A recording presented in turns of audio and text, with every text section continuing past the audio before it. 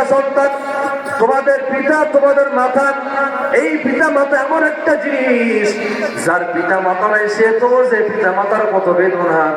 কিন্তু আজকে আমি আফসোস মুসলমান হয়ে আজকে আমি নিজের পিতাকে দেখতে পারি না, নিজের মাতাকে দেখতে পারি না।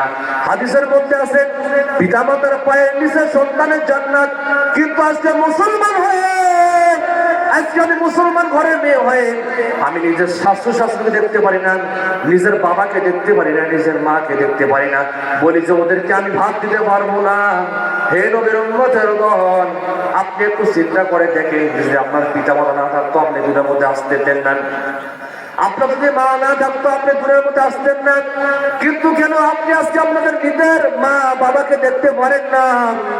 হে সম্মানিত মা বোনেরা, এই বিপদটা হলো সমস্ত মহিলাদের মধ্যে, সমস্ত মহিলাদের মধ্যে এই ঝগড়াটা লেগে থাকে। নিজের বাবাকে নিজের মাকে দেখতে পারে না, নিজের শাশুড়িকে দেখতে পারে না। আপনাদেরকে আমি কয়েকটি কথা বলবো মা, ও আমার মা বোনেরা, আপনাকে আমি কয়েকটি কথা বলবো মা।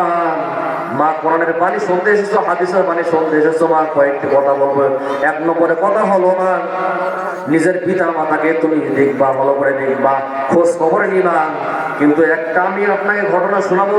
সেই ঘটনাই হলো যে একটা বান্দা ছিল, এক মহিলা ছিল, নিজের শাশুড়ি খালি কষ্ট দিত, নিজের মা বাবাকে শুধু কষ্ট দিত, এবং কষ্ট দেওয়ার কারণে সে ইন্তেকাল করার পর সে কবরের মধ্যে চলে যায়।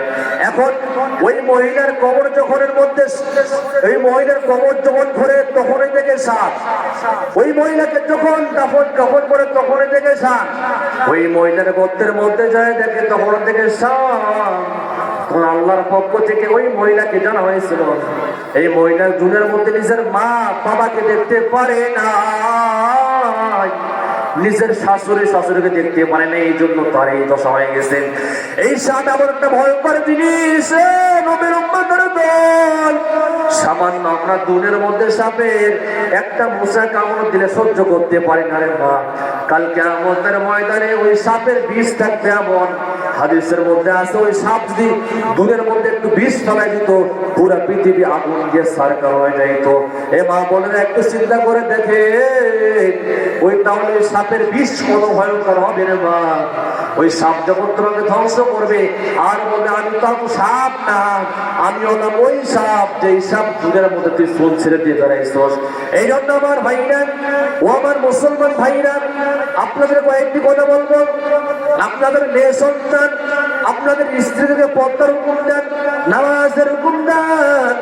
কাল কিয়ামতের ময়দানে নিজের পিতা, নিজের মেয়ে, নিজের স্ত্রী সন্তান বলবে আল্লাহ আমার বাবা তো আমাকে নামাজের হুকুম দেয়নি, আল্লাহ আমার বাবা তো আমাকে পর্দার হুকুম দেয়নি, আল্লাহ আমার বাবাকে সাথে করে দাও, ওই বাবাকে নিয়ে জাহান্নামের মধ্যে চলে যাও, নাউজুবিল্লাহ। আমার ভাইরা, আমার বন্ধুগণ, এই পিতা মাতা এমন একটা জিনিস, যার পিতা নাই সে তো বোঝে আল্লাহ আল্লাহ তুমি আমাকে আবার বিড়ার মধ্যে পাঠাই দাও। এই আফসোস করে তো ওর লাভ হবে না। এই নবীর উম্মতের দল, এই জন্য আমাদের করণীয় হলো নিজের পিতা নিজের মাতাকে দেখে শুনে রাখা। কিন্তু যারা আজকে নিজের পিতা মাতাকে দেখতে পারে না, শ্বশুর শাশুড়িকে দেখতে পারে না, তাহলে মনে করতে হবে আমি এখন আল্লাহর প্রিয় বান্দা হতে পারি না। আমাদের মাঝে দ্বিতীয় বক্তব্য উপস্থিত হয়ে গেছেন। আপনারা যেখানে ঘোরাফেরা করতেছেন সবাই চলে আসুন। যারা যেখানে ঘোরাফেরা করতেছেন আমাদের মাহফিলে তাড়াতাড়ি চলে আসুন সবাই। আমাদের দ্বিতীয় মেহমান উপস্থিত হয়েছেন।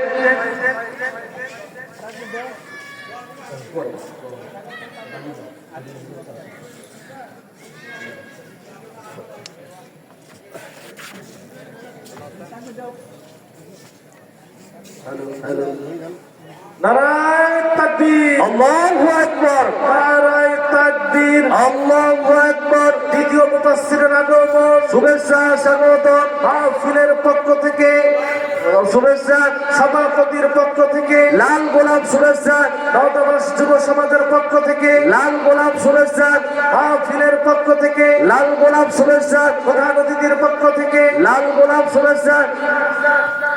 যে সম্মানিত উপস্থিতি, আপনারা যারা রাস্তায় দোকান পালে এদিক সেদিক ঘোরাফেরা করছেন, মেহেরবানি করে মাহফিল প্যান্ডেলে এসে চলে আসুন। আমাদের আজকের অনুষ্ঠানের সম্মানিত দ্বিতীয় মুফাসসির মহোদয় ইতিমধ্যেই আসন গ্রহণ করেছেন, এখনই তার মূল্যবান তাফসীর পেশ করবেন। আমি আপনাদেরকে সবিনয় অনুরোধ জানাচ্ছি, আপনারা যারা এদিক সেদিক ঘোরাফেরা করছেন দ্রুত মাহফিল প্যান্ডেলে চলে আসুন।